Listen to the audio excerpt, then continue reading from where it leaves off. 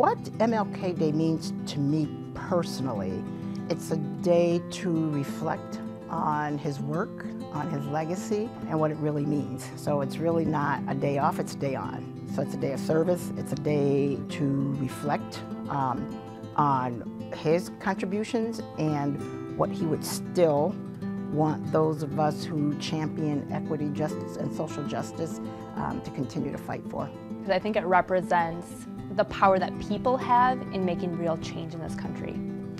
The power that people have to fight against unfair and unjust laws and practices, and also a time to reflect and remember that this is really an ongoing movement. And in Dr. King's I Have a Dream speech, yes, it was about content of one's character, but he also talked about the work and the struggle to get to the dream that he had. And I think it's also important to remember he wrote that from a jail.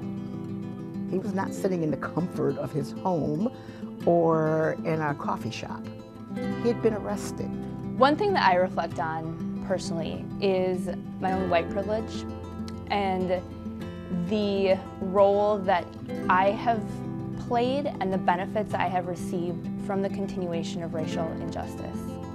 And on top of that, and more important than that, the responsibility that I have to continue to fight inequalities in any way that I see them. Be familiar with the story, but familiarize yourself with the work and the work that still has to be done. The work of the Human Rights Commission is so important because it puts humanity at the center. And along with so many other groups and organizations and individuals in our community, we work to bring awareness to human rights and to equal opportunities.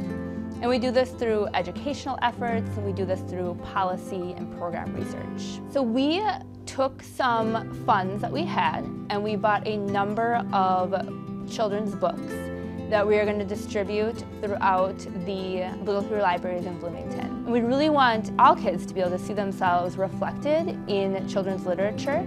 And we want these books, we're hoping these books inspire kids and also just bring to all kids different perspectives and different backgrounds.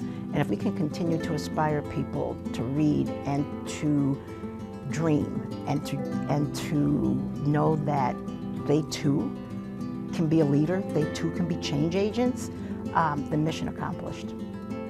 Yes, this is a big task, but it's something that we're all responsible for. And we may not think that we have the venue or we have the ability to do a whole lot, but we all have an area that, whether that's your neighborhood, your workplace, your family, we all have influence in some realm of our life.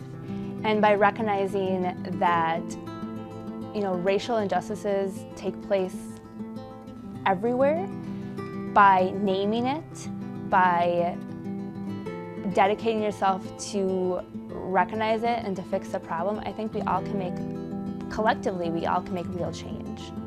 I would hope that individuals going forward will just take the time, take a deep breath, be curious, ask questions, eliminate the fear,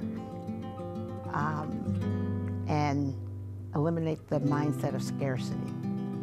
There's enough for everyone.